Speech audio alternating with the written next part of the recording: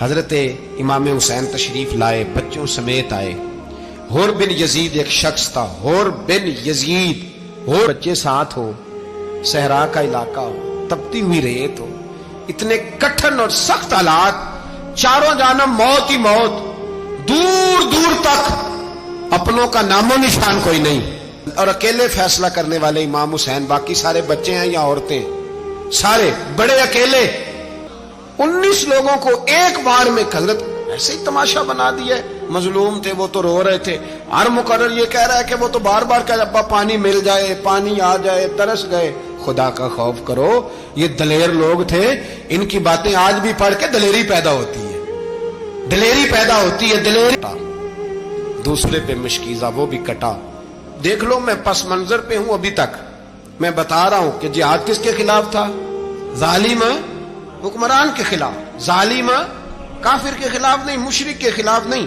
حضرت امام حسین رضی اللہ تعالیٰ عنہ نے ہر جگہ ایک ہی بات کی کہ یزید شرابی ہے تو بچے کٹوا دوں گا، شرابی کو ووٹ۔ یہ ایک نہیں، ہر کتاب میں یہی لکھا، ہر کتاب میں، اور ہر مسلک کی کتاب۔ یزید چونکہ مجرے دیکھتا ہے، رنڈیوں کا ناچ دیکھتا ہے، بچے کٹوا دوں گا، اس کے ہاتھ میں ہاتھ۔ امام حسین نے فرمایا چونکہ اللہ کی حدوں کو توڑتا ہے، حقوق اللہ پامال کرتا ہے، حدود اللہ، بچے کٹوا دوں گا لیکن اس کے ہاتھ میں ہاتھ۔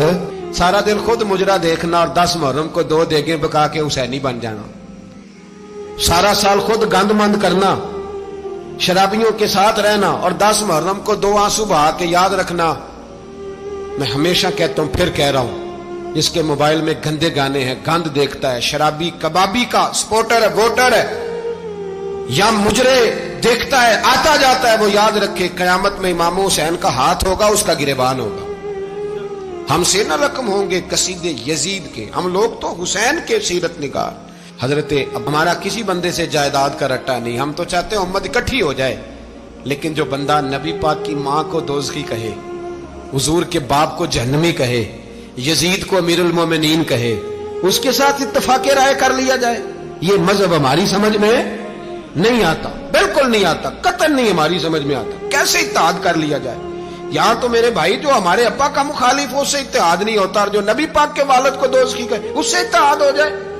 کہتے ہیں جی وہ جی اتنی فرقہ واریت ہو گئی، ہم کس مسجد میں جائیں؟ 60 پارٹیاں پاکستان میں رجسٹرڈ ہیں جو الیکشن لڑتی ہیں، کبھی کسی بندے کو ٹینشن نہیں ہوئی کہ کس کے پاس جائیں کس کے پاس نہ جائیں، کبھی نہیں کوئی بولا کہ اب وہ بھی کھڑا ہو گیا، وہ بھی، کوئی ٹینشن نہیں۔ مذہب کی باری ٹینشن ہو جاتی ہے، اتنا بڑا مذہب ہوتا ہے بھائی، غلط بندے بھی آ جاتے ہیں بیچ میں، تھوڑا پہچان کے چلنا پڑتا ہے، صحیح کون ہے اور غلط۔ اور یہی تو ہمیں امام حسین نے بتایا ہے کہ مذہب کے اندر ہی تم نے شناخت کرنی ہے کہ بندہ ٹھیک کون ہے اور بندہ غلط۔ یہی تو کربلا ہے، یہی تو امام حسین نے بتایا، کفر اسلام نہیں، حق اور باطل۔ تو سمجھیے ہے، درس یہ ہے، پیغام یہ ہے، پیغام یہ ہے، یاد رکھو موت تیزی سے آ رہی ہے، ہمارے ساتھ والے دائیں بائیں والے سب چلے گئے، اسی طرح نمبر لگے گا، ایک دن اعلان ہوگا۔ ضمیر کے قیدی بن کے زندگی نہ گزارو، بالکل نہ گزارو، یہ تھوڑی سی زندگی ہے، دنیا سجن المومن۔ حق بات کرو، حق پہ ڈٹنا سیکھو، دین سمجھو، خبردار رسول پاک صلی اللہ علیہ وسلم کے دین میں ظالم، جابر، فاسق، فاجر کی کوئی گنجائش قطع نہیں ہے۔ اپنے آپ کو سمیٹو، اپنے آپ کو سنبھالو، دین میں اپنا کردار ادا کرنے کی کوشش کرو۔ دین طلب کرتا ہے ہم سے کہ ہم نے دین کو کیا دیا ہے۔ امام حسین نے سارا گھرانہ دین کے لیے دے دیا۔ ہمارا جو بچہ کسی کام کا نہیں رہتا اسے مدرسے داخل کراتے ہیں۔ ہم نے دین اتنا کمزور کر دیا ہے کہ عالم اگر شور نہ کریں، عالم اگر شور نہ کرے، زور نہ کرے، گھٹن والا ماحول ہو گیا، مذہب کی پوزیشن کمزور کر دی۔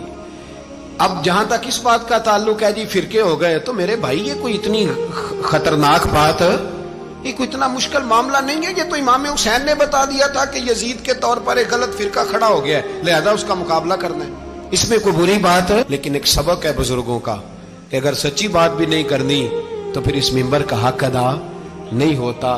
جو سچ بولے وہ حسینی ہے، جو ظالم کے سامنے کھڑا ہو جائے وہ حسینی ہے، جو مصلحت کوش ہو، جو کہے ٹائم نہیں، گراؤنڈ ریالٹی نہیں، حالات نہیں، طبیعت نہیں، موقع نہیں، تو ابھی امام حسین کے پیغام کو نہیں سمجھا۔